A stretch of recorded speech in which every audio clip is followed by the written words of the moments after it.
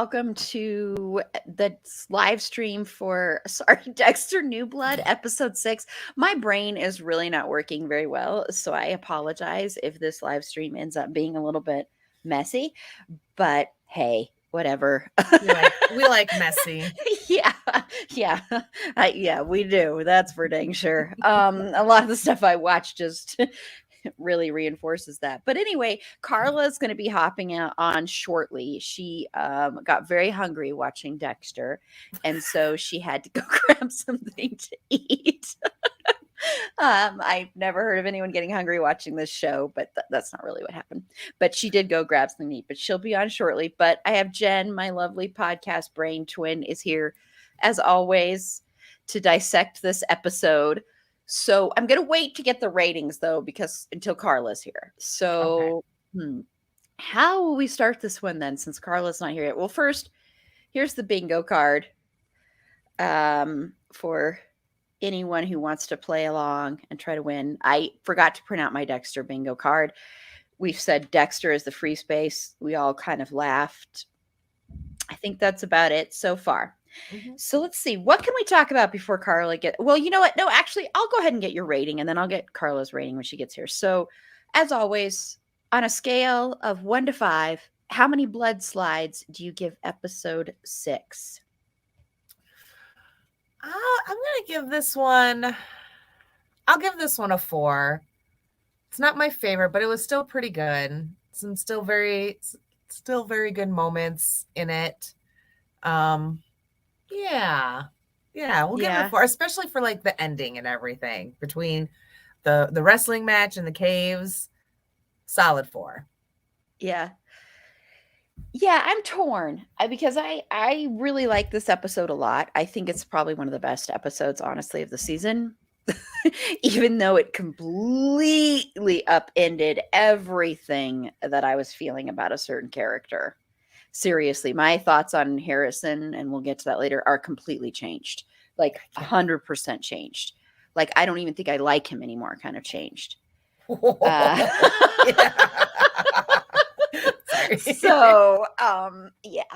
that's what happened in this episode. So you would think on the surface that I would end up hating this episode because of that. But I actually think this episode was really well done. There are some great scenes. There's a lot of tense scenes in this one. So, man, it's really hard because I'm tempted to give it I'm really tempted to give it a 5. I'm going to go ahead and give it a 5. Screw it. 5. I'm giving it a 5. I mean, I gave it 2.5 to one episode, so that kind of evens everything out. So I'm allowed to go overboard. Yeah.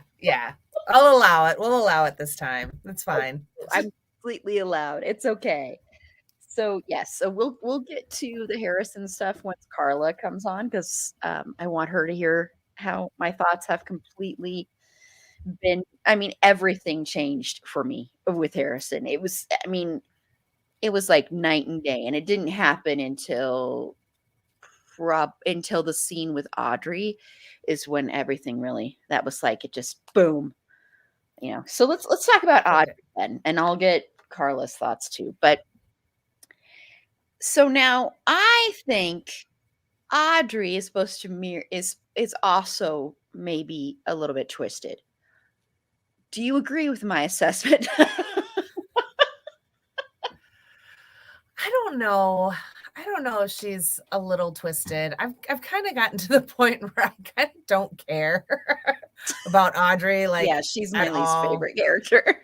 It's like she pops up and I'm like, all right, can I drive? So I have a few minutes to fuck around on my phone now. So because of that disinterest, I don't think / don't want her to be capable of anything more than whatever she's currently capable of now. I think though, maybe I don't think she's as twisted, but I think she's somehow able to reach Harrison, and I think that's gonna come into play sometime in the next couple episodes. I think there'll be a moment, and maybe Audrey's gonna be the one to like talk him down or something. I don't know. Yeah, or encourage him. I honestly, She's my least favorite character on the whole show. I Mhm. would rather spend more time with Molly Park than with Audrey, honestly, because I mean, Molly Park still gives all of us podcasters a bad name. And I loved, I just want to say really quickly, I loved the fact that Kurt is like saying, "Oh, I'm around a celebrity, I'm around a star, podcast star." And I'm like, I haven't, well, you know what though? I will say, when you tell people that you have a podcast, people are very impressed by that, They are. honestly. And it kind of shocks you how impressed they are because you're like, you have no idea how flippin' hard it is. But Mhm. people are impressed by that. And one of our panelists, Angela, she's always joking around saying, "You are so famous." I'm like, I am so not famous. I'm like the furthest thing from famous you will ever get. But it's so funny to me because she's always like, "Yep, you're just too famous for us." I'm like, I don't know what you're talking about, but okay. Um, so No, yeah. that's absolutely true, though. I get that. That's about to sound really conceited. I get that all the time. Wow. But no, they a lot of folks really are. And so it is kind of cool. But I mean, never to that level of like, oh my God. I mean, my kids dork out like when I'm here doing the live anything on YouTube. They're just Yeah. like, whoa, mom, that's so cool. You're on YouTube. I'm like, I got a whole ass podcast I've been doing for 2 years, right? You don't hype that up, but you're just like, yeah, you're on YouTube on someone else's YouTube channel. It's the best. That's because it's video and people see it. I think that's a lot of the reason why that is. Yeah. Yeah. When you say that, and it's, but so that part, I was like, even though I kind of rolled my eyes, I was like, no, it's kind of true. People react that way, but she's like, "Oh yeah, no, I am. I'm a huge star." Oh yeah. Oh yeah. Well, she does the true crime thing. She's got her Yeah. army of armchair detectives and everything, Yeah. and So apparently well financed, well sponsored or whatever. So yep. sure, she's got her own like backpack bar. So she's highfalutin.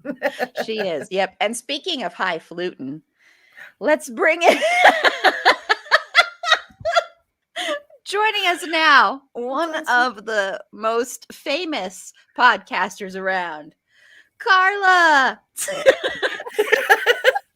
I am completely in love with that introduction. That It was feels perfect. very accurate. It is. It's very accurate. Carla is here. So we've already given our ratings for the episode. I've already said that my opinion on Harrison is completely changed and that I actually don't even like Harrison anymore. And then and I'll go into that further when we get to Harrison. And we talked about how Audrey is annoying and I think she's twisted, and Jen thinks she might step in to try and stop Harrison.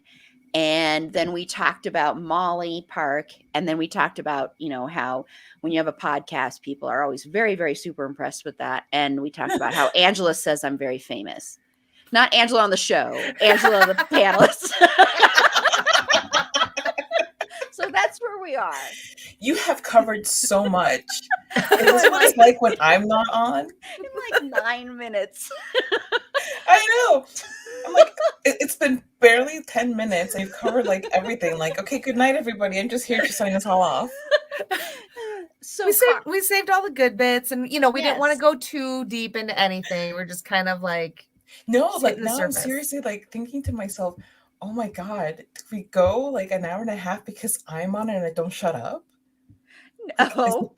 Am Jen I- and I go for a long time when you're not on too. We go for like 10 hours when you're not Yeah, on. it's true. Okay. We do go for a long time. So Carla, we have already given our ratings. Jen gives this a 4. I actually give it a 5. This is actually one of my favorite episodes of the season. So Carla, what do you give Too Many Tuna Fish Sandwiches? Or isn't that what it's called? The episode's called that? Yes. Yes, Yeah. thank you. I'm giving it a 5. Yes. It is. I was like my jaw was like on the floor like so much. I was like, oh. So much was going on. Like I felt it. Like, no, I'm trying not to say what I'm thinking, so I'm just not gonna say it.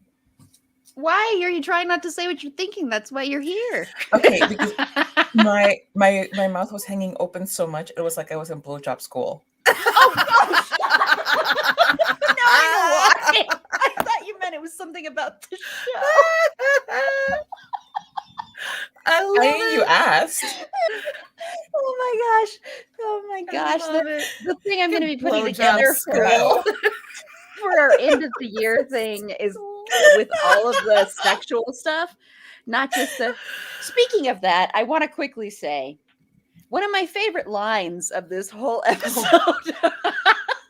I was like, sexual stuff. Speaking of, like, oh, that's quite the segue. All right, here we go.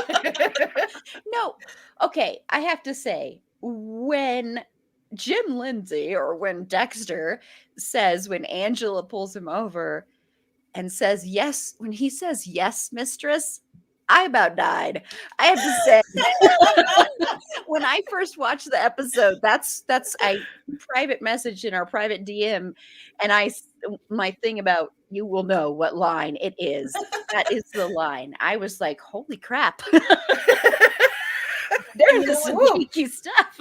Because I watched the episode the first time Sunday morning. Uh-huh. Okay, so in the moment, I thought of that, but then when you mention it, by the time that you mentioned it in the DM, it was gone from my mind. I was like, what is she talking about? And then watching it tonight, I was like, right. I was like, oh, he's been watching the live streams. Yeah. How sweet.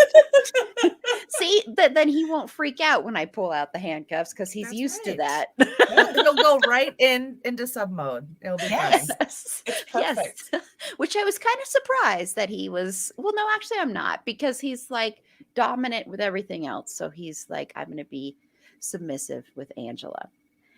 Okay, so we're gonna break down some characters. There's a lot that happened in this episode. I mean, a lot.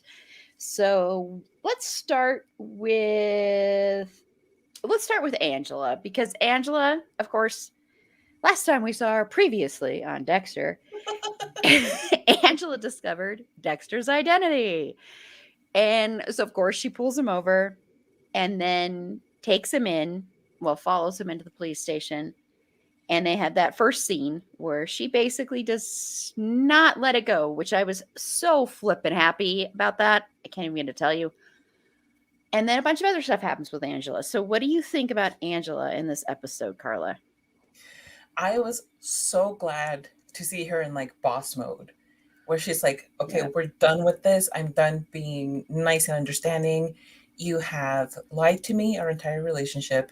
You have kept things from me that are vitally important. And I don't have time for it right now. There's so much going on. You know what? We'll deal with this when I freaking feel like dealing with it. And the feeling is not happening right now. So I was very, very, very happy to see that side of her. I was like, yes, Angela, finally. And then also, you know, the return of Angela, the competent investigator, which I'm very, very happy with, because it just like nothing bothers me more than seeing a very competent woman being kind of thrown off track so easily, which I think happens a lot in TV, unfortunately. But I'm glad that there's a return to her being able to, you know, follow leads and suss out information and follow her gut. So it's so good, so good. I was so excited, and also like she's like just amazing, because not only is she dealing with all this personal stuff, which is like really shocking, huge personal stuff, she's also doggedly in pursuit of this, you know, person who's making other people go missing. And she goes spelunking, just like, hey, other people in my station, we're gonna go spelunking because I want to, you know, possibly find a dead body. Let's go. it broke my heart that that body she finds is her best friend. Like it just just gutted because oh, maybe that wasn't the right thing to say. Anyway, yeah, I was like, yeah, rethink those words, but they're out there. Oh well. But yeah, it's so devastating that the person she ends up finding is her best friend, and you know, but that sent her right into okay, what do I need to do to get this solved? So she calls, Ghostbusters, or in this case, Dexter Morgan. It's like, I don't need Jim, I need Dexter Morgan. And I'm like, oh, like that line stayed with me all week. It just kept replaying in my mind. I was like, oh my One God. of the best lines ever. Yes. Yes. Oh, I am so here for this. Mm-hmm. Absolutely. Yeah. Yeah. I'm very happy with Angela this episode. Just like, agree with everything with what Carla said. Just kind of that turnaround to being competent. And now she's just kind of done with Dexter, Jim Lindsay. And so she's able to put all her focus into the missing girls and everything. And, obviously I think the pep talk from Batista helped a lot, following that gut instinct when this first all kind of set in. So that kind of realigned her cop ways, I think. And she's like, nope, we got some shit to deal with. And I'm going to focus on this because right now my ex-boyfriend is a lying piece of shit. And I've got zero time for that. So I love that she turned around and put all her energy into following the leads with going to the caves and everything and going spelunking. I am 40 years old and I giggle at the word spelunking. I even wrote it today as spelunk. And then I was like, yeah. But I'm very, very proud of her. I'm glad that she stood her ground with Dexter. Like I said, with the way she handled Harrison, I was fine with, but this I would not. If she was kind of that cool and like, oh, it's fine. Over this, I would have had a big, big problem with that. Me too. I'm glad that I thought she was still very like kind of level-headed and still very like collected and not flying off the handle and screaming like I fucking probably would have been. So it was nice that she still maintained composure and everything. And then, Dexter just being like, you're not going to tell anyone, are you? That's Dexter. Freeze frame. Just cracked me the fuck up. And I was just like, oh, you're not going to tell anybody, are you? Oh, Dexter. That's me. That's me. The head back. Yeah, and it's like that is the worst thing you could have possibly said to her at that moment. It's like, yes, it just plays into that he doesn't know how to have interactions with people. He really doesn't. Like, yeah. Oh my God, dude, read the room. He can't. He's never been able to. It's great. It's great. Yeah. No, I second. Kick the table. I'm sorry. It's okay. I second everything that was said. I loved Angela in this episode. My biggest worry was that she was going to forgive Dexter right away because of how she acted when Harrison came around. And I'm so glad that didn't happen because, number one, I don't think it would have been really accurate because, this is another thing on top of another thing that he's lied to her. And this is more personal, I think, because it's like I get the feeling she was like either in love with him or falling in love with him. And then she finds out that probably that person is not the person that she was falling in love with and that person doesn't exist. Number one, that's the boring ass old man, Jim Lindsay. You don't want to fall in love with the boring ass old man anyway, but still. Oh yeah, wait till she sees him in like full, like even like forensic Dexter mode. I know she's gonna be like maybe hey. I will forgive you. What's that about mistress again? Yeah, I know. Right there in the Call me face. mistress now, Dexter. But so I was very happy about that. And I was very happy they didn't make her scream and yell and throw things because they didn't play into a cliche of the woman that's going to be falling apart and she's a Mhm. mess.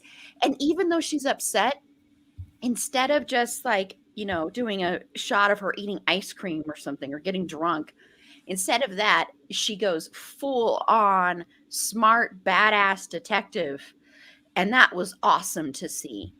Mhm. And I have Yeah. to say, the cave scene stressed me out so dang much because the whole time I was worried Teddy was going to hurt her. That was all in my head. All I kept thinking was, don't turn your back on Teddy. Teddy's acting a little bit crazy. Don't turn your back on Teddy. And so I was very thankful nothing happened because I would have been very upset. But I was so tense during the real live tense thing.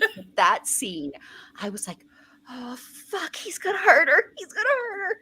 And then it broke my heart when she found Iris. But I knew it was Iris by the way she reacted. Mhm. Yeah. And even though I hated that she found Iris, I am so glad they have brought it back because Yeah. on our episode we just released yesterday, our podcast episode diving into this, we talked about how it was like just this thing they kind of brought up and then they never have really just delved into. So I really like the fact that that's come back around, and especially the fact that she's going to bring Dexter on board to try and solve this. And I like that a lot. And in that line of, I don't need Jim, I need Dexter Morgan, one of the best lines ever. I think this episode had a ton of great lines, but that was just top. Mhm. That and Like then yes, ton? mistress. Do you mean just those two lines? No, a bunch of others too, but those two were top. Those two were like way up Were there. they? I'll just have to record that. Yes, mistress. And just Which one was the That's- bottom? Jim Lindsay. No, wait, what? Jim Lindsay. No, I prefer to think that's Dexter saying yes, mistress, and not Jim Lindsay. Jim Lindsay's too boring. Boring ass Missionary with the lion. lights on. That's how Jim Ah, Lindsay likes it. socks on because it's cold. Oh God. Yeah, no, thank you, Jim Lindsay. Bring out Dexter with his kill clothes. Even, I mean, come on, that's Yeah. a lot better. Yes, It's a mistress. nice Henley. Yeah. Okay, so yes, we all love Angela. I this is like I think my favorite episode so far for Angela too, Mhm. Yeah. because I think she got a lot to do, and she wasn't dumbed down, and Mhm. she was badass, and she's just amazing. And I can tell, even though she's asking for Dexter's help, she's not going to immediately be like, "I forgive you." You know, She's going to be So- all business. She's like, no, you Yep. do what you do best. And I'm going to be over here doing my chief of police best and Yeah. stay there. Yeah. Don't come yes, near me. mistress. Yes. So. Yeah. Sorry, I'm never gonna get over that. Okay, so let's get into Kurt and Molly Park, and then we'll get into Harrison and Kurt. But Kurt and Molly Park, and that scene where Molly Park is kind of a dumbass in a way, just because she has studied true crime. She's supposed to be this expert. She's supposed to be a big star. And then she goes out there, willingly walks down those steps. Why did she even go in there? Driving up was not a big enough fucking red flag. Right. As a fellow true crime fan, a murderino, what have you, like, what the fuck? That's all I kept yelling at the TV. I was like, you're breaking all the murderino rules. You're not staying out of the woods. You're fucking ignoring all the red flag. Like, what are you doing? Like, she went down. I was so disappointed that she went down the stairs and yeah, but you know what, it to me feels like, okay, well, we made Angela smart again, so we can't have two women of color being smart, so I guess that means that Molly's gonna be not smart this week. Yeah, that makes sense to us. Like, that's the writer's room going like, oh no, too many smart women of color can't compute. Yeah, you're probably sadly that's true. I'm sure. Yeah, because it's bananas to me. Not only because Molly is, a true crime podcaster who apparently really knows her stuff or whatever, but also because it's just not sensible.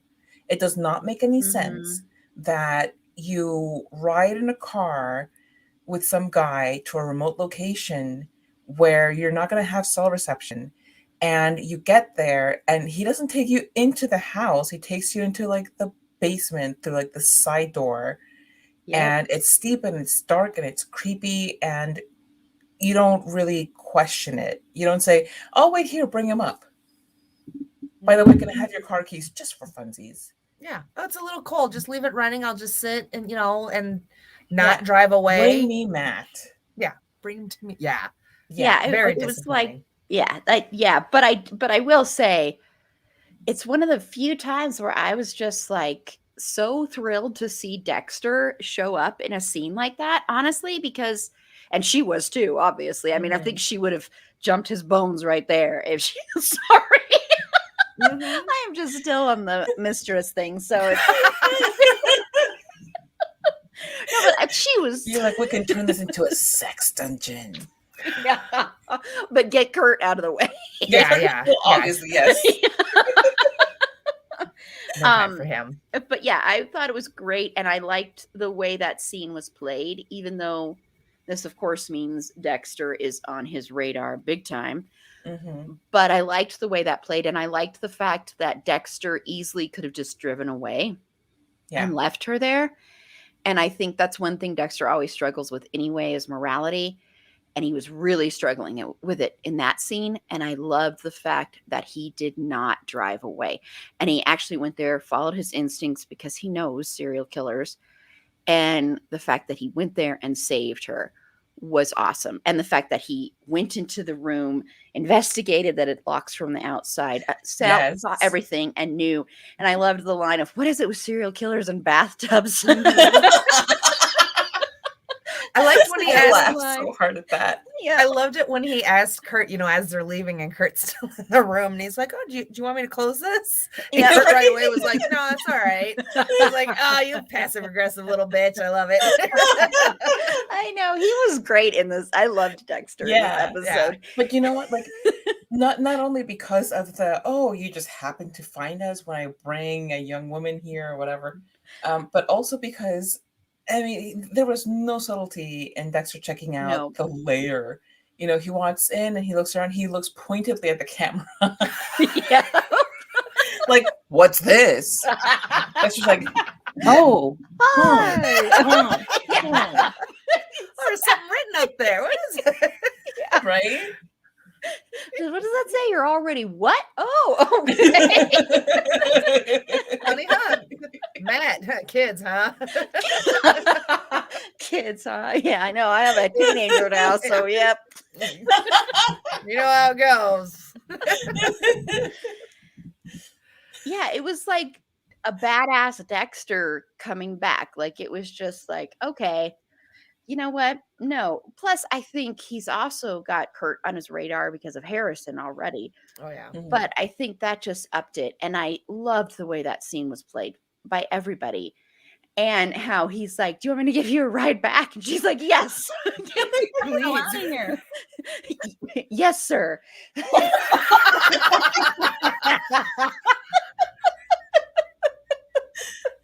And then, but I liked the fact that it didn't continue on, that, because Dexter at first is thinking Molly is the reason that Angela knows.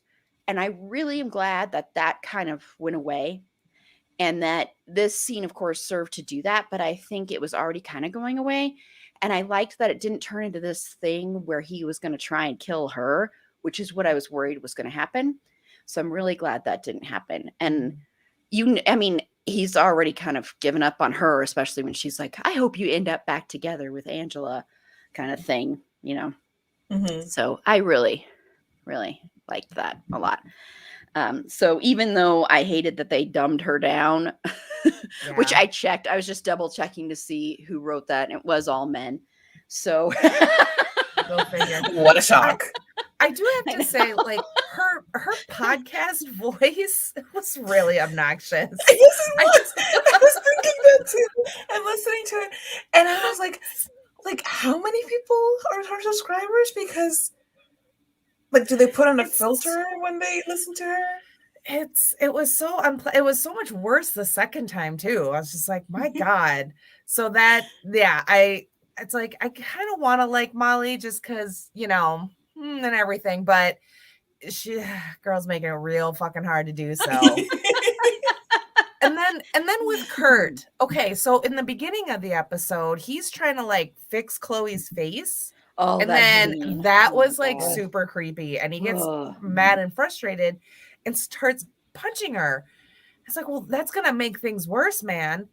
But it just kind of reminds me again, like, we don't know what happens after he shoots and stuffs, you know, whatever he does to these girls. We don't know what happens to them because I didn't read the article, but I saw the headline suggesting that, again, maybe there are more people involved. Teddy, Yeah, I saw that too. Logan. And, but it really does kind of beg the question, like, there's got to be something else going on. These bodies are going somewhere. He's dressing them up. They've got to look a certain way. I don't know that it's for him. It may end up being for the oil tycoon, yellow-eyed demon guy. I mean, we haven't seen him in a while. Like So, dolls and stuff. yes, Oh exactly. my gosh. So that's kind of where I'm at with Kurt. I want to know more. What the fuck, man? It's weird. Yeah, and I'm still not counting out Teddy being part of it in some way. Like, I still think, I don't know, and it's only because of this whole thing that particularly like horror and thriller genre type entertainment likes to do, where it's like the person that you least suspect, the person who just seems like the not so bright person, whatever. So, you know, I could be 100% wrong, which is fine. I just feel like it's like Teddy's involved somehow. I feel like he is too. I don't want him to be, but I do. I'm very torn about it because I think he looks like a real life Pixar character, like he's straight out of Ratatouille. And I think he's adorable. But I would kind of love that. I think I don't care if it's tropey or whatever. I think I still love it.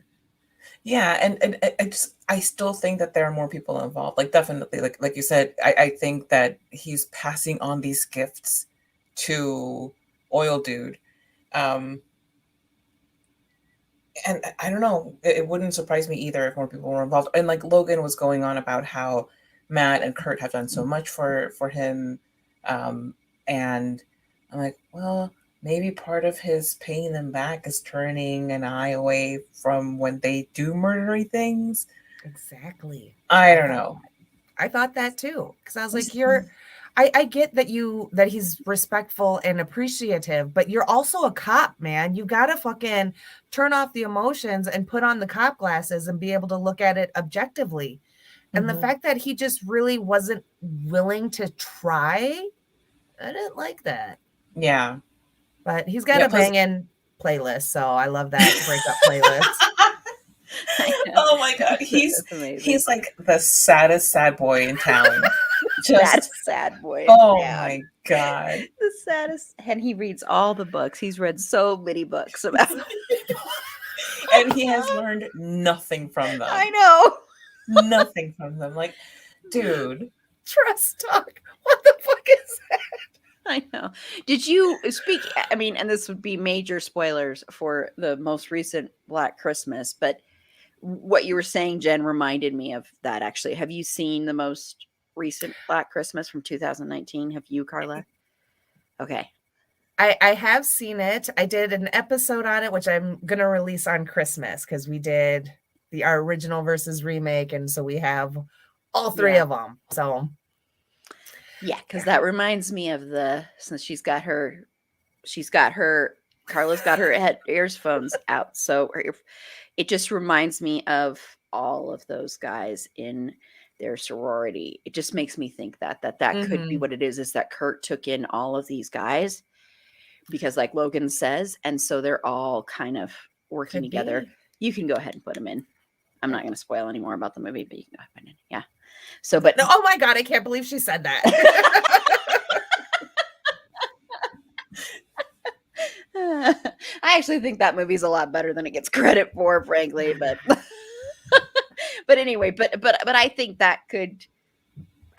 it could be very possible that Kurt like has this like he's the head of the whole crew of people, and because he'll take it and he wants Harrison to be another one in his crew, so it could be very possible. Well, and the way he rallied everyone when they wanted to give up looking for him, and he's like, I did these things for you and you and you. So could be. Yeah, or it could just be more of that white man bullshit, which I think it's that too. That too, yeah. I think it's a little bit of everything. Yeah. Yeah, but what you're saying about possibly Harrison being roped into it, it makes sense because he's egging him on to hurt the other kid. Yeah. And I'm like, yeah, so let's talk about that. Let's talk about Harrison because, okay, I wanted to start out, well, I'll get to my thoughts last. So, Carla, what are your thoughts on Harrison? My thoughts are that he needs way more therapy than he's currently getting, and that he's at a very fragile point in his life right now. He's not yet at a point where there's no turning back. He can still walk away from this, maybe not unscathed, but maybe with better tools to help him deal with his anger and with his rage and with his desire to hurt people. Mm-hmm. And I think it's very promising that he was so open in therapy and that he was so willing to talk to Audrey about his impulses. And it would really, really be great if Dexter would stop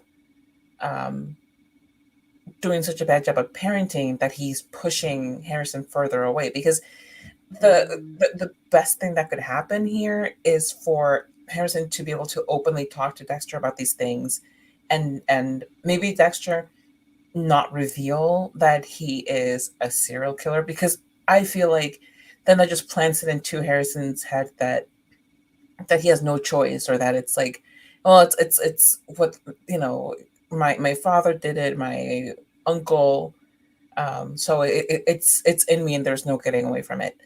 But if Dexter could stop sucking at the parenting thing, I think Harrison would have a real chance. And also, what was mentioned about Audrey possibly also being a little darker than we're seeing is a really interesting theory. And I posited before that he was covering for Audrey, which apparently this is not the case. She didn't slash Ethan, and No. I guess, but that's out the window. Oh well, yet another one of my brilliant theories.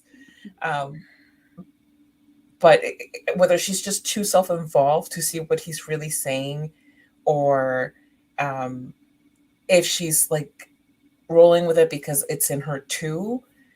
Either way, that could be fascinating to see in the next 3 episodes that we have left. 4. Okay. But like, oh my god. And this thing with because the episode starts out with him just being a teenager who's trying to get his father's attention in a positive way, which he has not done this entire time. Everything has been snipey teenage BS. But he's trying to connect with his father in a positive way. And what does Dexter do? Doesn't say, "Oh my gosh, thank you so much for making the coffee and for doing this and doing that." It's, "Oh, I grabbed this out of your backpack, and hell no, you're not doing this." And that's all that there is to it. So naturally, Harrison blows up. And I say naturally because he's 15. And that's, he doesn't have a fully developed prefrontal cortex. But it's like, it's like parenting 101, that the best way to drive your child towards a negative influence is to put a hard line and say, no, absolutely not, without a good reason at the very least, or without finding a way to make it so that the kid understands what's going on. He's just like, nope, not happening. I don't like him. Not good enough. And yeah, it's really creepy. Kurt's attention to Harrison. Yeah, yeah. Because I really feel that Kurt has always kind of felt like Dexter was like him in some Mm-hmm. way.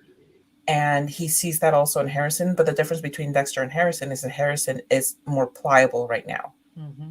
And he's also looking for a way to get out his rage. So, yeah. Yep. Yep. And Jen. Oh, Harrison, Jeez, you look Harrison, so Harrison. satisfied. Vindication. I still don't think he killed a single squirrel. I want to say. I was when he was talking to Audrey and he was like, one time I did. I was like, I seriously sat up a little bit. I was like, was it squirrels? Did they look at you wrong? And then it was something, darker, and I was like, all right, fine. They're vicious little fuckers. I completely Fergie would agree with you.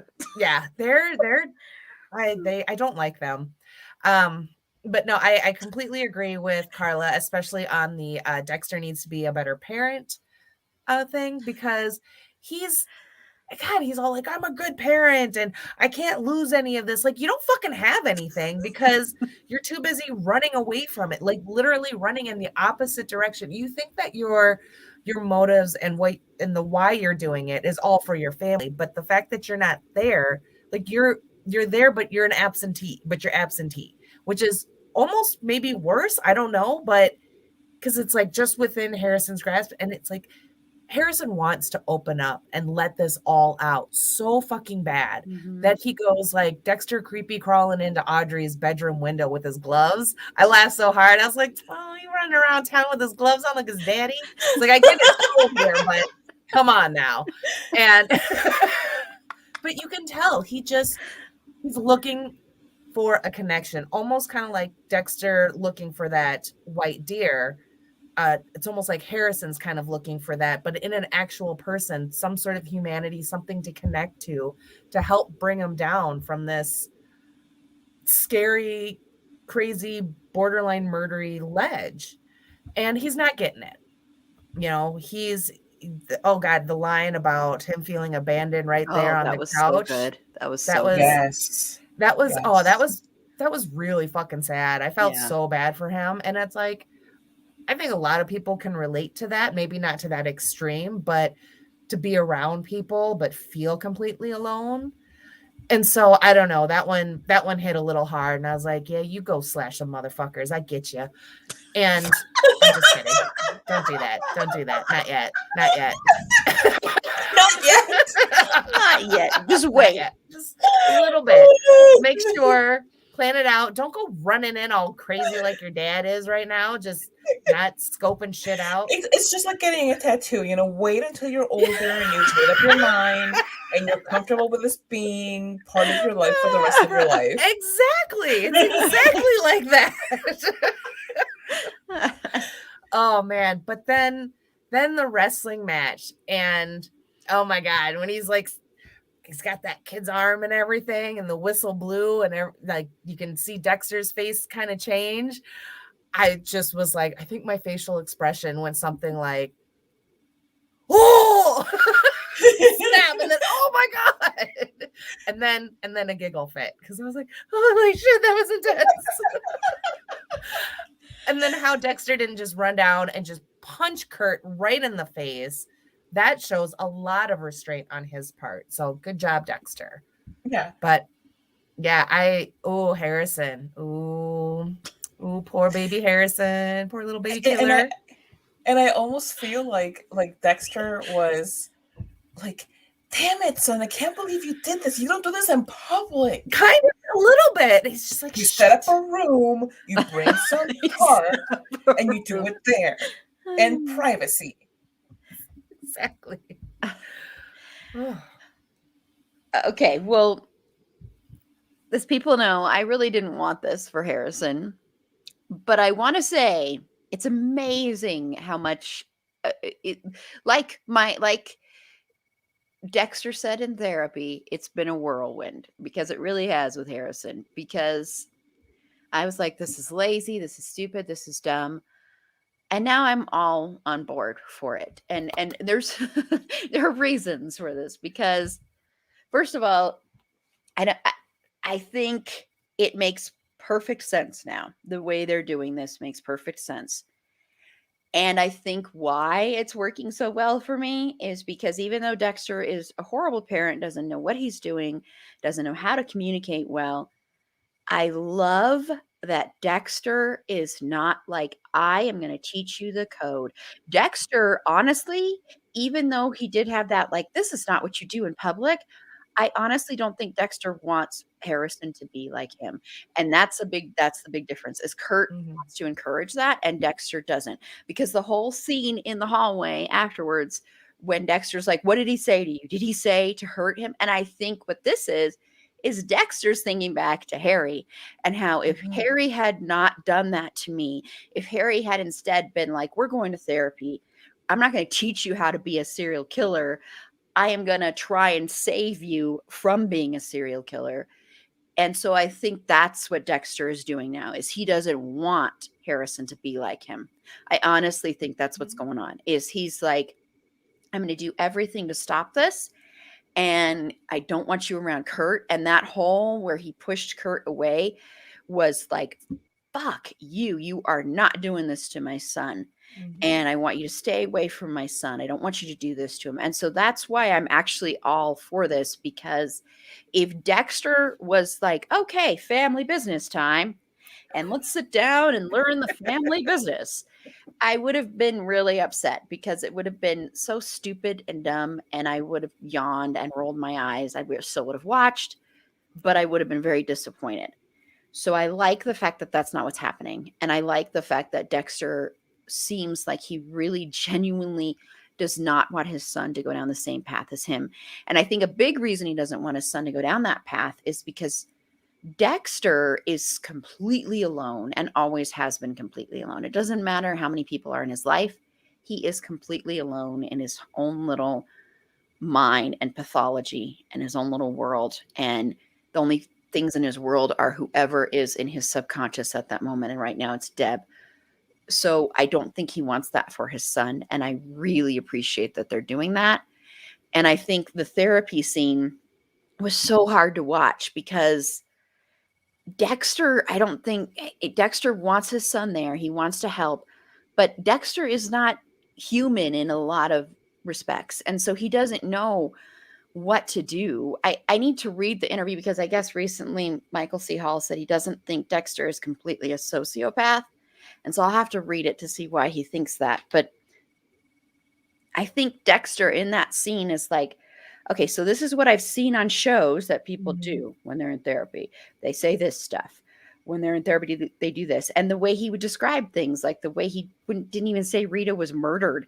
And the way he Mhm. described that was like so completely gone. Like, you Yeah. don't talk about somebody who was murdered like that the way that he did, It didn't unless you work were out. Yeah, unless you're a serial killer and you're not like in touch with humanity. I but I think do Harrison wonder. isn't quite at the point that Dexter is. So I think that's why that scene was so fascinating to me. And the abandoned thing, though, that line was, whew, that was really good too. Yeah. Mhm. But I do wonder if the reason that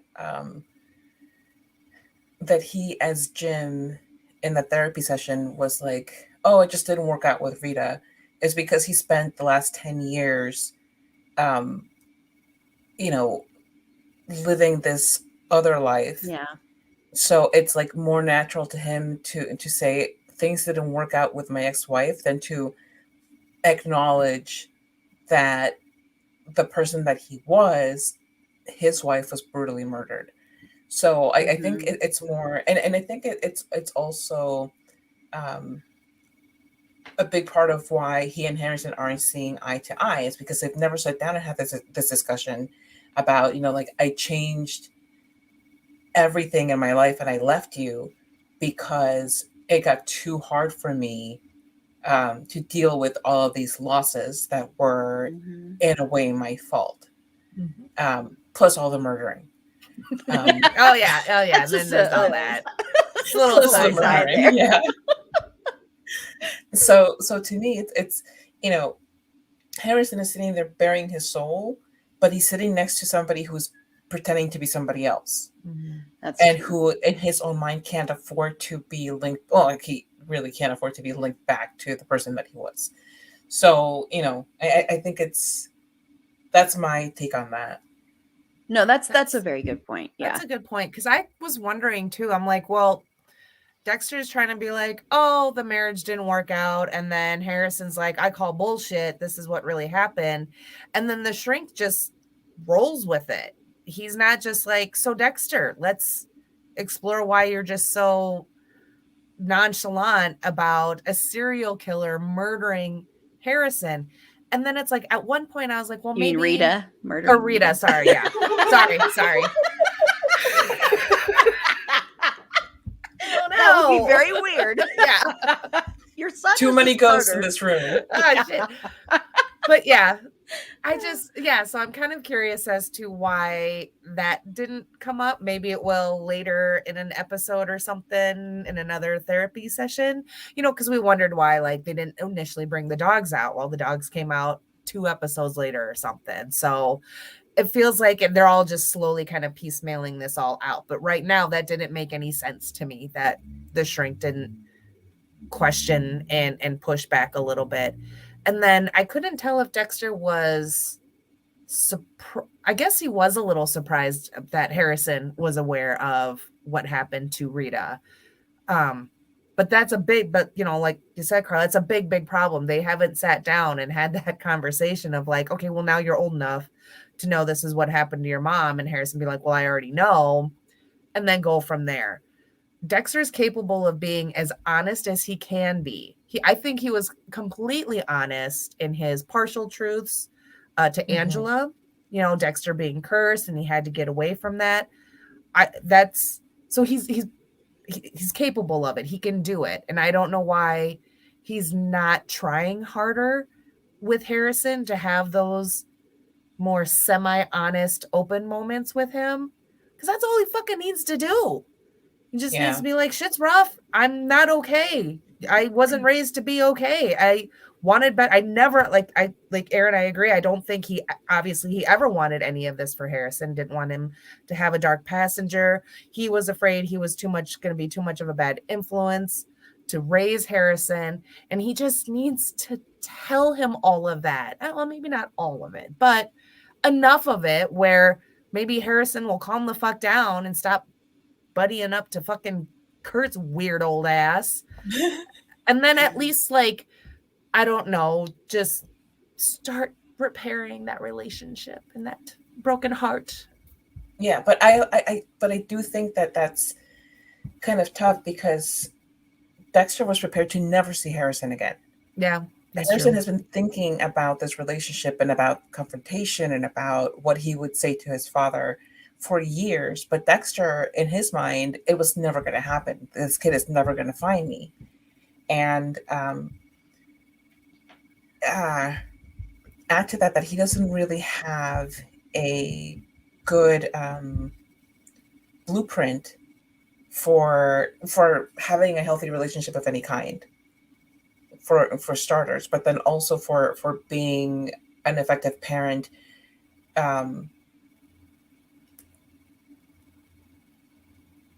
and an honest parent, like what that means, because like I think, and even those of us who don't go around killing people have a hard time sometimes talking to kids about what's happened to us in our lives.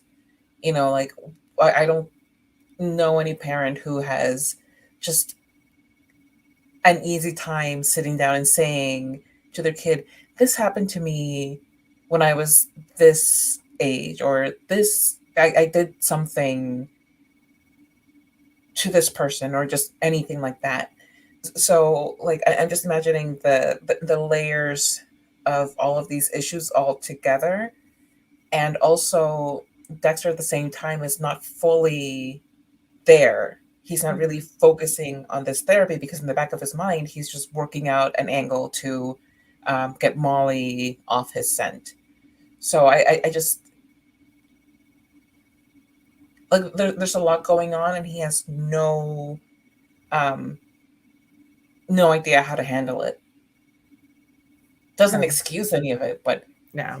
like maybe if he just didn't do so many of the things that he did, he would have an easier time Maybe, yeah. with some of this stuff. Yeah. Yeah, those are a lot of good points. Shut up. Well, I think it's complicated, and I do want to say though, with the therapy, having been in therapy on and off my whole entire life, the reaction of the therapist actually was a lot more realistic than not, honestly, because Ah. a therapist can't in that moment be like, oh, or be like, let's delve into that, because that therapist's job right then and there, honestly, is to make sure that everybody's safe in that situation and that they feel okay in that situation.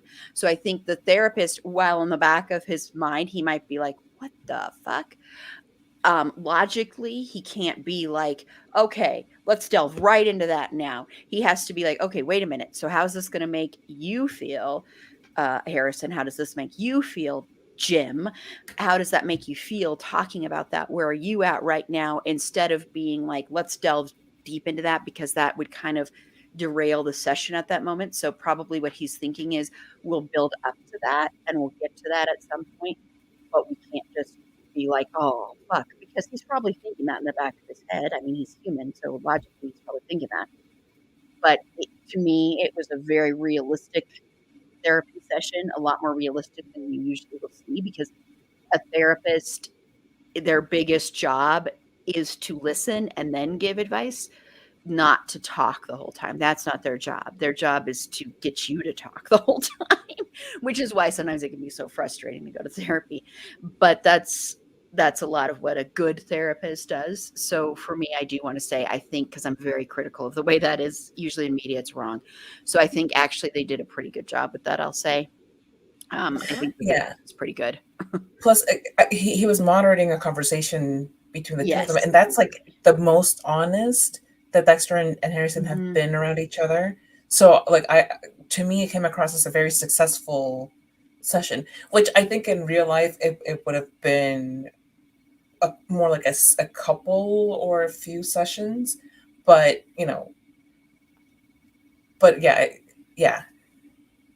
Because of the time and the condensed for time, they had to put it all. Words. Right there. But it was very, very realistic, and that's a very good therapist. That's a good Right on. therapist, because that therapist is like, a good therapist won't just be there to comfort you. A good therapist will call you out on your bullshit. And that's what the therapist did, without saying, I'm calling you on your bullshit, with Dexter, because the therapist said, that's all good, but we got to get deeper than that. What you're giving me is just, you're placating me, is really what the therapist was saying, is you're just saying what you think we need to hear, but we need to get deeper. And I think with Dexter, what it kind of reminds me of is, in season 5, in the first episode of season 5 of the original run of Dexter, right after Rita was murdered, Dexter didn't know how to handle those feelings of grief, and he went on the run. He ran away. And then he has that scene where he kills that guy in the bathroom. I don't know if you remember that.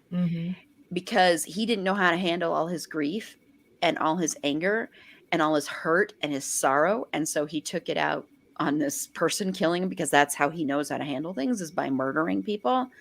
And so I think for Dexter, this is a very different thing, because it's like, okay, somebody really wants to talk about my feelings, and I don't know how to do that. I've never been told how to do that. How do you do that? My foster dad didn't do that with me. My foster dad showed me how to take it out on people instead of to, actually deal with it. So I think that's a lot of what Dexter is going through. So I'm wondering if Dexter is going to have a breakdown at some point. I think so now. I don't know. I think now I can see that possibly happening, maybe, if he and Harrison continue with sessions, especially after the wrestling match and everything, kind of ramping those up. I did like Dark Deb's line about how everyone he's ever opened up to, he's murdered, because Yeah. he does. Those were his therapy sessions for a few years. Exactly. They weren't good, but that was the only time he had any kind of true, honest, emotional release. So it was the only time he was really himself. Yes. It was in those kill rooms. Good old Dark Deb. I loved it when she slapped him upside the head too. That was fucking classic. And the whole, because you're not ready to be a grandmother. That was so good. He laughs in his face. I loved that. And then he's like, well, at least I don't have to have the sex talk. Like, yeah, that was thinking to myself, like, what if Harrison happens to like come out at that moment? He's just talking to himself. Like, I don't have to, he's like, yeah, that's true. Dad, hey, Dexter, Ginster. Yeah, that part was so funny. I just liked the way that part played. It was so cute and clever, and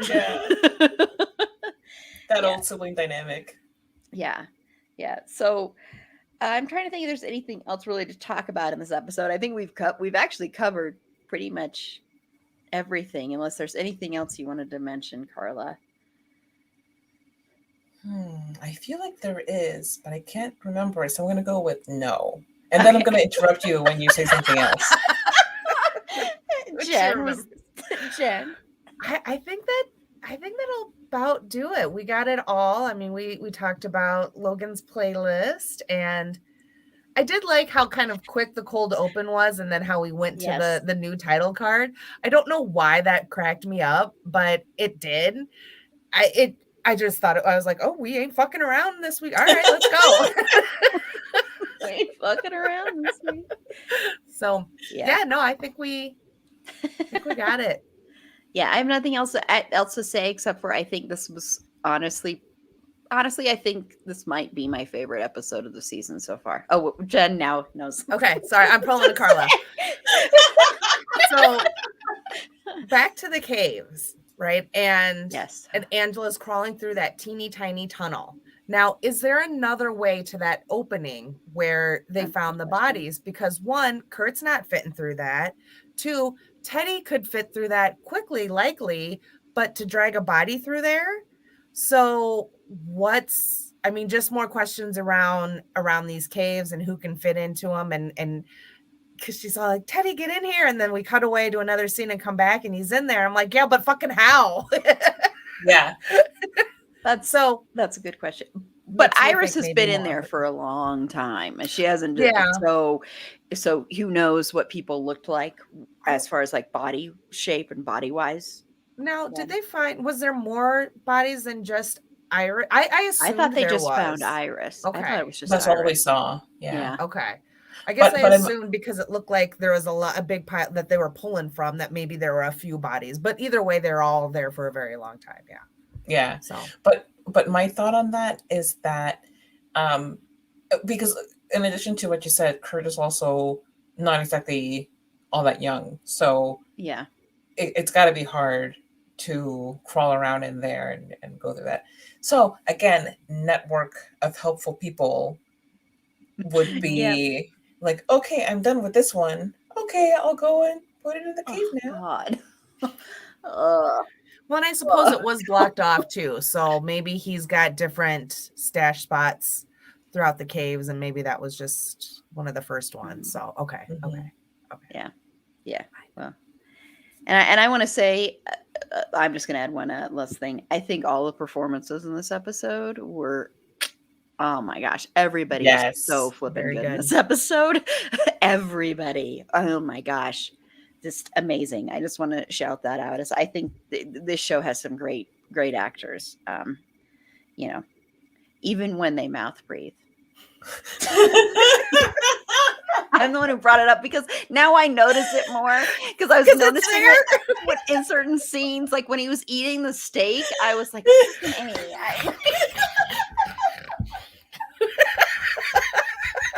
dude, stop. You're just giving giving them more fuel. Michael, stop, Michael.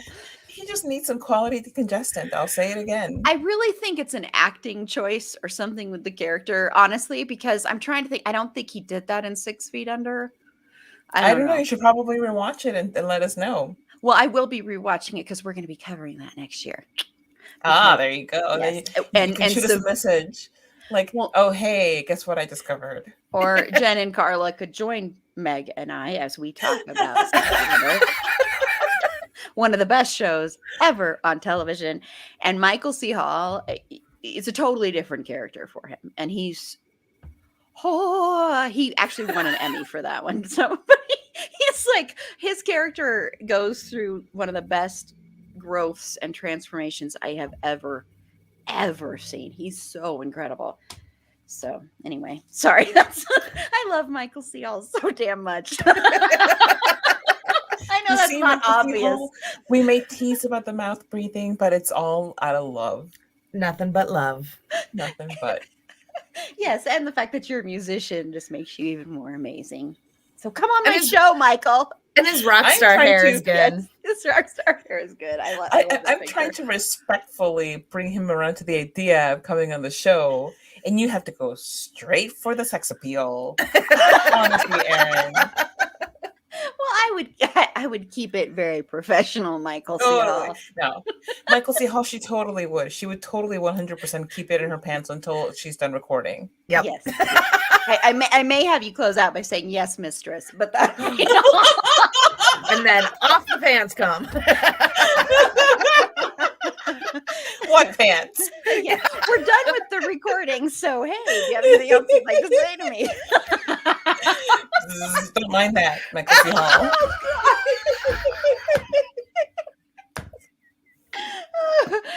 I forgot for a That's a second we timer. were live on television on YouTube, and I was about to say something, and I'm not going to say it now. So.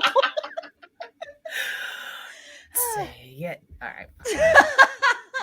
Oh my god. No, I was just gonna go to that item that I found on Etsy, which I was not looking for those items, by the way.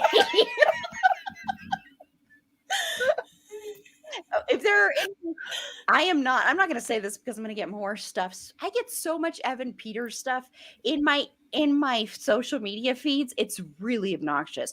Like on my Instagram, the most recommended stuff to me is Evan Peters stuff. I'm like, stop saying his name. Like, yeah, they know. Yeah, sorry. It's like Beetlejuice, man. You keep saying it. He's just going to appear handcuffed All to your of a sudden bed, there whether he is you on like it or not. Somebody's just going to ship him to you. Hi, I'm Evan Peters. I was told to be here at a.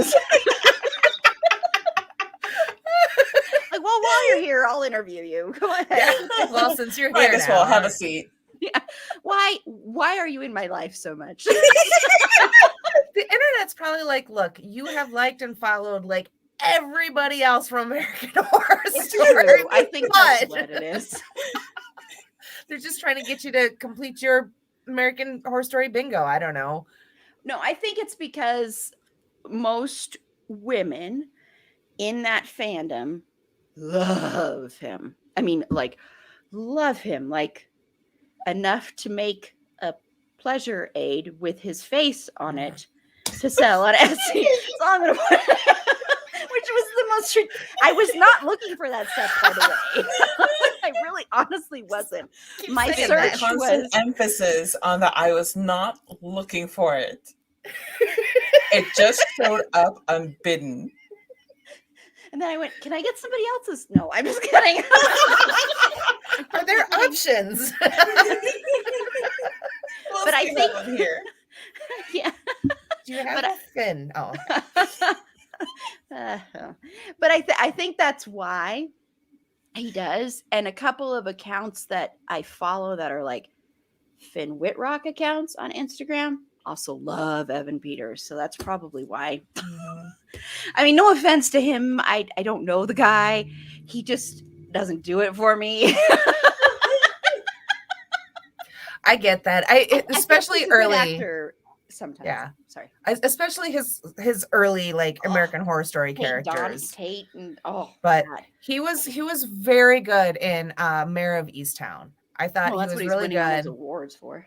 And I thought he was actually kind of like adorable and like a sweet little baby angel. So I was like, good for you.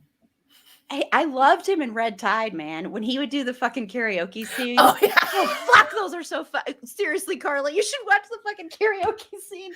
They're fucking amazing. Oh my god. There's got to be a YouTube supercut of them all mashed together or something. Him and Frances Conroy they're just singing karaoke together.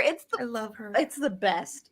Yeah. It's honestly the best. It's the best. It's the best role for him because it's not that stupid pouty teenager shooting up a school crap. I like. Yeah, no, it was definitely a nice change even in the American Horror Story. Sorry, Carla. If you've just joined us,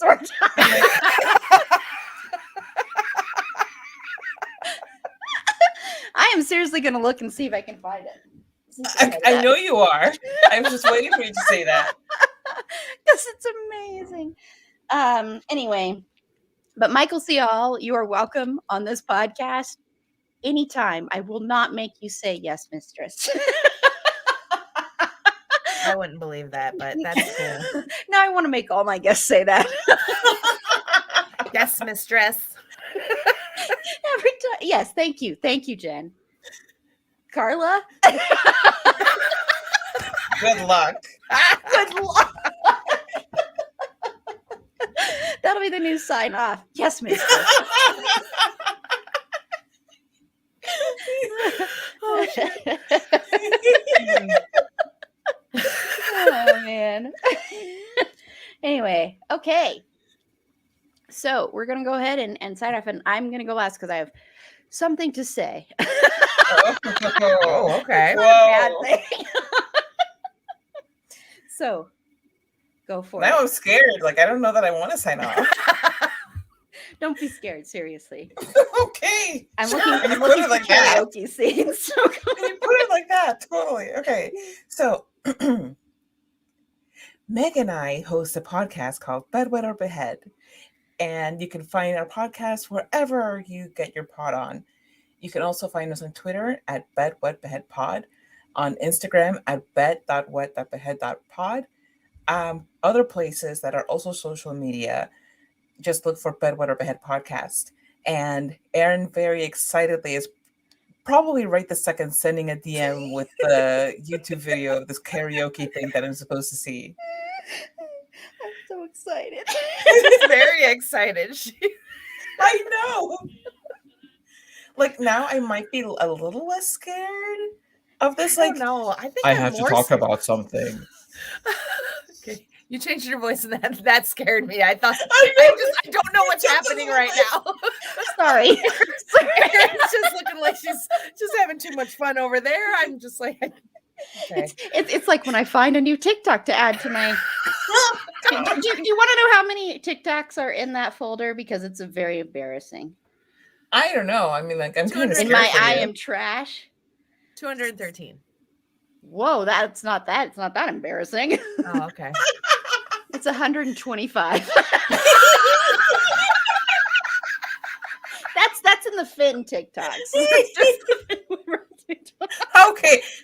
Very, very not terrifying number. Compared to the 19 in the Dexter one. I mean, it's very healthy.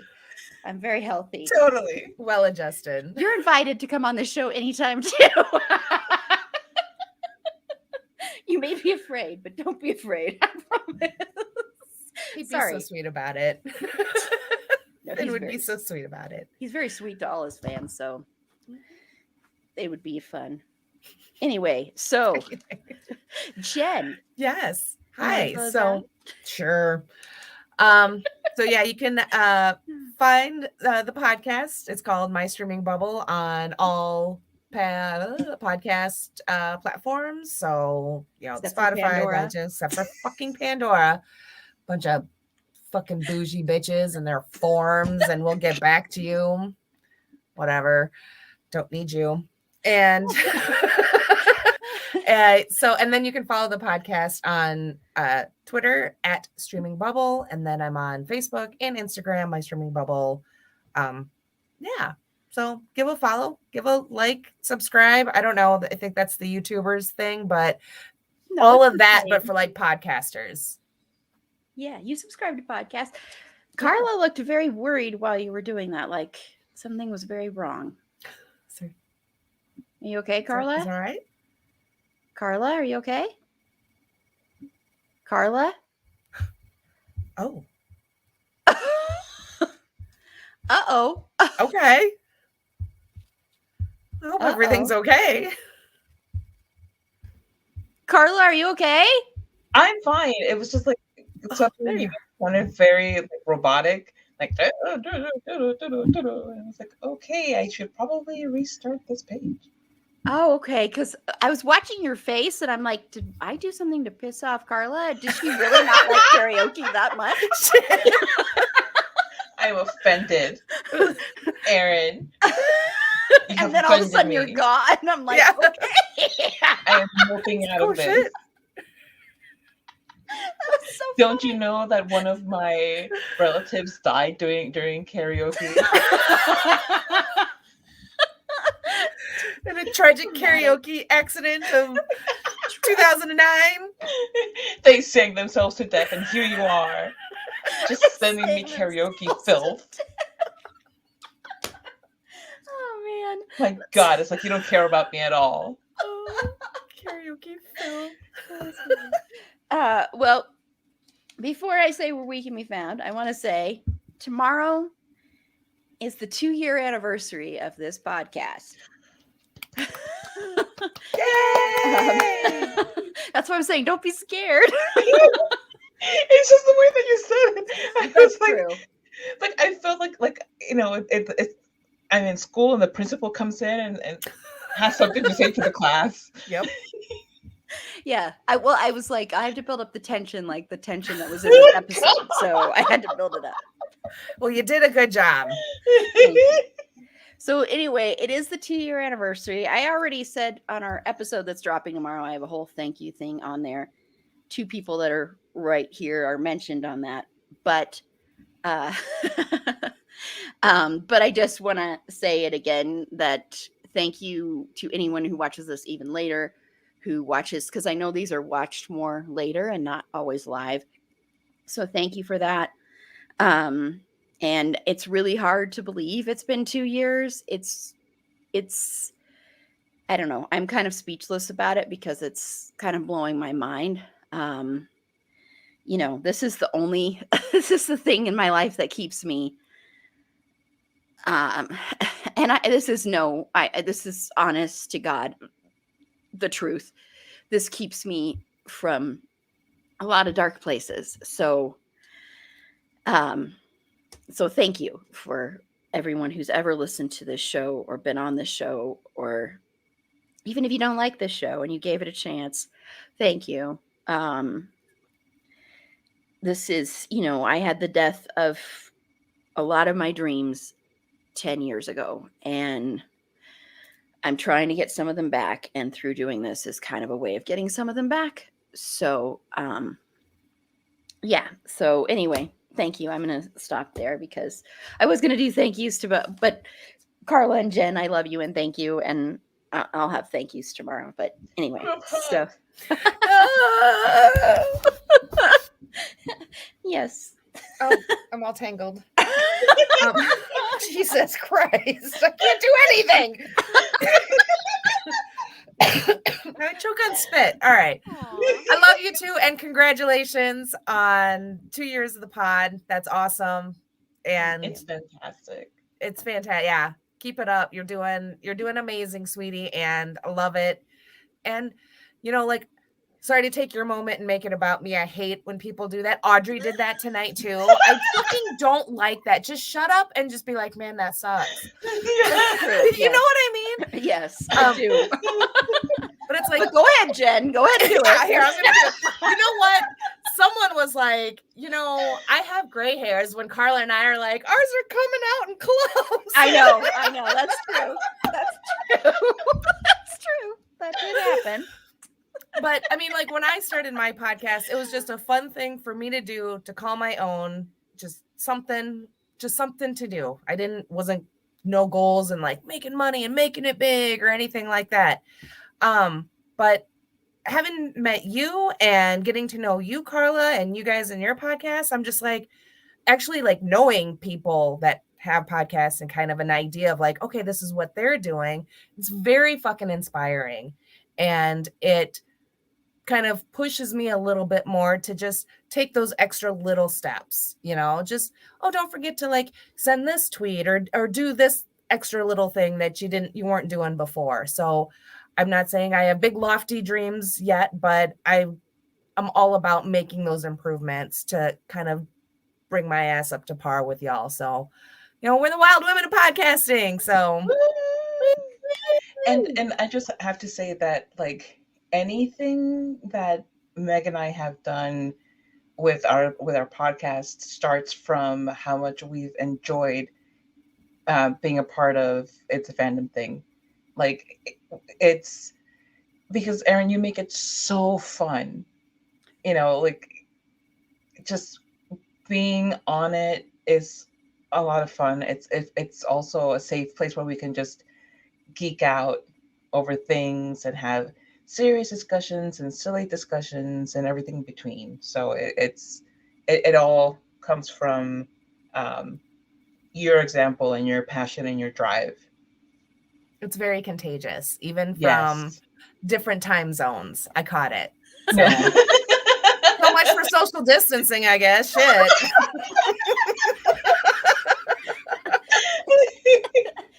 Well, thank you. And I mean, seriously, thank you, but both of you. I'll just say quickly, just, you know, Carla, you are, I've known you now for, gosh, like 7 years almost. No, Yeah. more than that, more than 7 years. More than 7. Like yeah. almost 8 years now. And, yeah, I'm just very blessed to have you in my life. And I have to say, I want to say something I've never said to you before, Carla. This is kind of silly. This is not like I remember your first profile picture on Twitter, and I honestly thought you rode my motorcycles because I looked at it and it looked like a motorcycle helmet to me at first. And I was like, oh, this chick is riding motorcycles.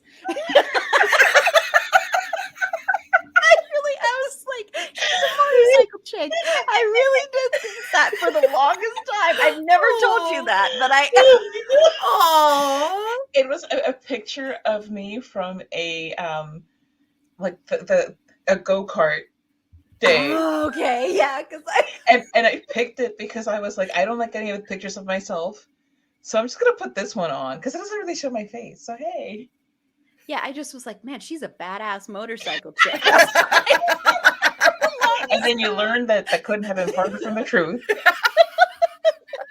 I just have always wanted to tell you that because it was just the funniest thing. I thought that for the longest time. Oh, awesome. That is awesome. I wonder how much other misleading information I have put online. I love it. That's like one of the best meet cutes ever. Yeah. It's like, yeah. And then Jen, you are amazing, and I'm so glad that I know you and that I got to know you. And I know it's all thanks to Meg. Yeah. But but seriously, I am glad because we do, I think, have a lot in common. And thank you for being my enabler. She's such my enabler. She is totally. I'm just like, yeah, keep sending them. Send all the gifts, all the TikToks. I know. I'm like, should I keep sending these TikToks? I'm like, here's this TikTok of dogs and Finn, and then I'm like, this is so cute. And she's like, yes, Christmas gifts. I'm like, okay, well, here's one with Christmas gifts. And I'm like, should I get this thing from Redbubble? This is stupid. I should not get this. Yes, I think you should get both of those. I'm like, no, that's not what you're supposed to say. Mm-hmm. Yep. I enabled a complete stranger at Target one day years ago in the before times because she couldn't decide between which wallet and blah, blah, blah. And we just had a nice little exchange, and I was like, yeah, just get them both. And she's like, well, you're no help. And I'm like, I know. She's like, I'm going to get them both. And I'm like, I know. So yes, I'm an enabler when it comes to things like that. Yes. I know, but it's so Character cute shows. because I'm just like, oh, I'm being really annoying because I shouldn't send this. And then I get enabling comments. I'm like, okay, I'm going to keep sending them. Mhm. You're welcome, everyone. So, no, but it's awesome. But anyway, thank you both. And I keep forgetting we're still live. So I'm sorry, everybody. We were talking about Dexter for a long time. Okay, but we are going to be live again Sunday night. Carla's going to be back along with hopefully Meg. Meg might not be able to make it, but fingers crossed. And Rachel and Lauren from the Sort of Brilliant podcast are going to be on, and we're going to be talking about Christmas movies. So For come watch 4 us. hours. Oh God. Oh gosh, remember how I said I loved you now? Remember how I want you to now say yes, mistress? Well, that's what I said. I vow to no one. But anyway, we are going to be talking about Christmas movies. It's a brief outline, so this means it'll be 4 hours long. It's going to start at 6:30 Mountain Standard Time, so that's 5:30 Pacific. This is why I don't think it will be 4 hours, Carla. And 7:30 Central, and then 8:30 Eastern, Carla's time. Are you really going to want to be on until 12:30? That's a good point. That's a good point. See, but come bring your favorites in the comments. It's going to be very light, fluffy. We're not going to get too deep, but who knows? Maybe we will. I don't know. And then, I know. And then tomorrow, of course, like I said, our Regency era episode drops. That's something that's totally not in my wheelhouse, and you will know that. And I do want to point out. There's a funny little thing that happens in this episode because I'm mentioning somebody and Meg brings it around to somebody that we've mentioned a couple of times towards the end here. And it was not me who did it this time. So I just want to say that when it leads to that tangent, it's Meg's fault. Once again. It wasn't me. But I had some stuff in there. It was fun. And it was actually an episode that is only an hour and 40 minutes long. What? It's amazing. Baby episode. It's a baby episode. Compared to the 2 hours and 40-minute long Dexter episode we released. Yeah. Yeah. That was 100% all quality every single second. No, it was. I agree. There was stuff that got cut, but most of it didn't get cut. So it was? I couldn't tell. There was stuff that got cut. No, that was such a great, I listened to it the other day, so loved it. Oh, that was a fun episode. So go listen to that. We dive deep into we have some really good, meaningful discussions on there too. So about some stuff. So it's really good. I think the aliens are coming to take somebody away right now. I hear the noise. One of you is about to be taken by aliens. I can hear the noises. Oh, here we go. Is it me? So that's it. That's it. I never know how to close these now. But anyway, sorry. And so then coming January. Oh, the aliens are gone.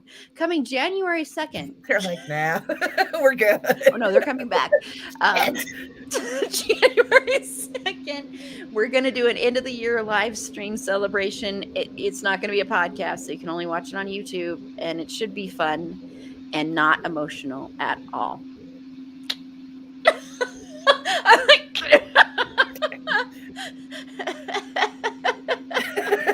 Carla. So that'll be fun. And then really soon, you know what's coming. Christian fucking Bale month, man. In January, coming real soon. So we're kicking it off with The Dark Knight. And we're going to make it a live stream because Sasha's going to come in costume, I think. So I think we haven't decided date yet, of course, but we're going to try and make that a live stream because I think that'll be fun. So can't wait for the Christian, and make sure to grab your Christian effing Bale merchandise on our Redbubble store right now. We also have It's a Destiel thing. It's a fanfic thing. We have more coming soon. Like, it's a horror thing, it's a fandom thing. Yes, that is coming. And some other stuff as well. If we can figure out stuff that won't get us in trouble with Warner Brothers, we will be bringing more stuff. Good luck. That was so stupid. Anyway, so catch you later. Say yes, mistress. Not when you say shit like that. Catch you later. Check you later. Check you later. We are talking about Dazed and Confused next year in April. Jen will be on that one. So Love that. Love that movie, man. Me too, man. Check you later. Check you later. All right. Bye. Bye. Good night, everybody. Good